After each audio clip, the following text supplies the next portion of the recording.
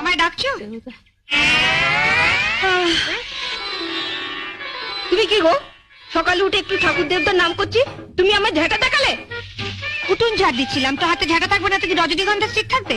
আগে মশারি তুলে বিছানাপত্র ঝেড়ে তারপর ঘর ঝাড় দিয়ে তারপর আমার জন্য 1 কাপ গরম চা, একটু আদা দিস। কাল রাতে হঠাৎ ঠান্ডা লেগে গেছে, গলাটা কেমন ব্যথা ব্যথা করছে।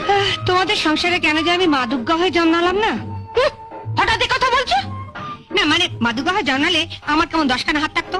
একখানাতে তোমার মশারি তুলতাম, আরেকখানাতে তোমার বিছানার চাদর পাল্টে দিতাম, আরেকখানাতে ঝাড় দিতাম, আরেকখানাতে মানে আদা আদা থেতলাতাম। শুনলে না, দাদা বললো আদা দিয়ে চা করে নিয়ে। আদাটা আগে না থেতলালে চাটা করবো কি করে? আগে থেতলাবো না ঝাঁটাবো? ঝাঁটাবে মানে মানে আগে উঠোতে ঝাঁট দিয়ে দেবো না দাদার জন্য আদা থেতলে চা করে আনবো? তোমার যা ইচ্ছে তাই করো, মেয়ে হয়েছে একখানা। আগে বরঞ্চ ঝাঁটাই।